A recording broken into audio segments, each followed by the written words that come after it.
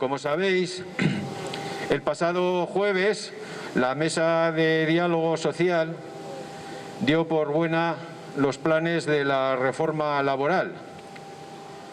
Nosotros, ¿por qué nos interesa la reforma laboral? A nosotros la reforma laboral nos interesa en primer lugar como trabajadores que hemos sido, porque tenemos hijos que están en esa situación laboral o nietos, y además porque es la pieza fundamental del sostén del sistema público de pensiones. Cuando hablan de mejorar los ingresos del sistema, hay algunos que los reducen simplemente a aumentar las cotizaciones. Ya lo hemos dicho aquí en muchas ocasiones. No.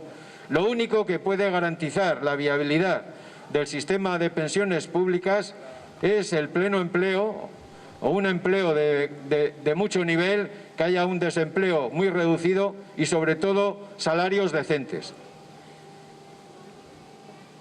Ambos factores son los que han sido deteriorados por la reforma laboral.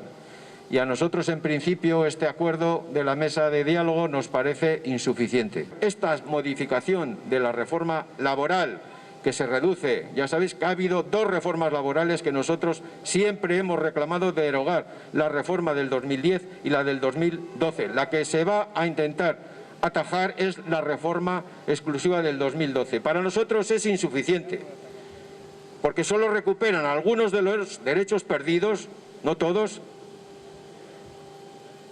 y porque los fundamentales, que son recuperar el empleo y recuperar el nivel salarial, han quedado fuera de la mesa de diálogo.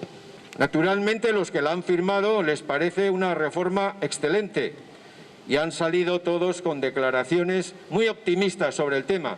La ministra, por ejemplo, dice que es la primera reforma en que los trabajadores ganan derechos. Efectivamente, es la primera reforma en la que los trabajadores ganan derechos, pero aquí pasa como con el Producto Interior Bruto, que en el 2020 cayó un 11%, en el 2021 se está recuperando en torno al 5% y hacen alaracas como que esto es un gran logro.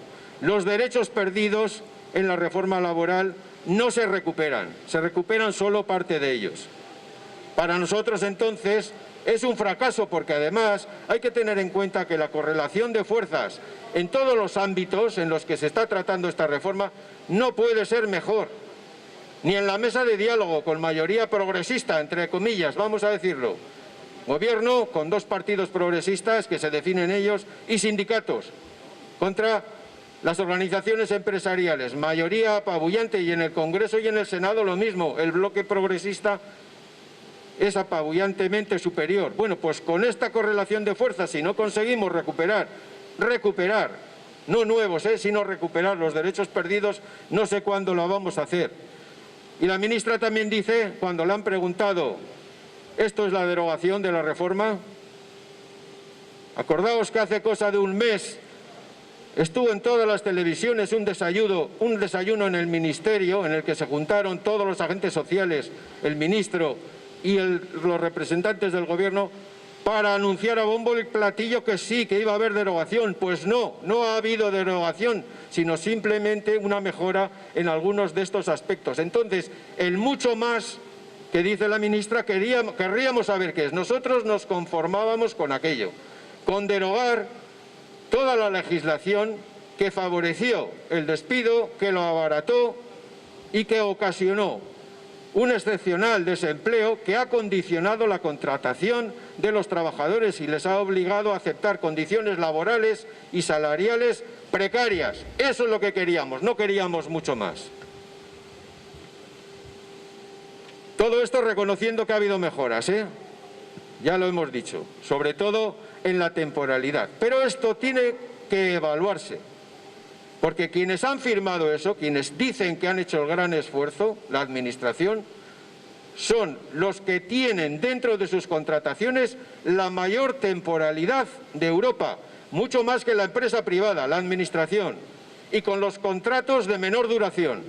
Ya veremos a ver si esto somos capaces de evaluar que avanza. También el presidente ha salido a decir sobre esta reforma laboral, valorándola positivamente, y sí nos ha sorprendido que dice el presidente que queremos trabajos y sueldos dignos que garanticen los derechos de todas y de todos. Queremos, dice, el que hace las leyes dice que queremos. Los que lo queremos somos nosotros, los que lo estamos reclamando desde hace ya casi 4 años. Queremos empleo suficiente, que evite que con la coacción del paro se tengan que aceptar esas condiciones laborales y salariales precarias. Y queremos esos salarios y no subsidios, salarios que dignifiquen al trabajador y que le proporcionen cotizaciones decentes para futuras pensiones decentes en el futuro y en la actualidad, que refuercen los ingresos del sistema público de pensiones. El Gobierno no puede querer, el Gobierno tiene que legislar reformas que recuperen los derechos perdidos y, en todo caso, que avancen con ellos.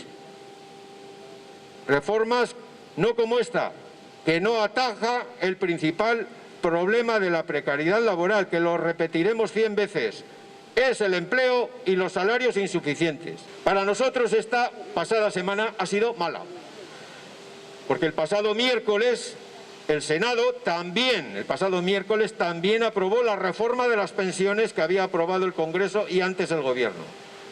Y el jueves, al día siguiente, la mesa de diálogo acordó esta reforma laboral insuficiente y que falta a los compromisos que adquirieron ellos de derogarla.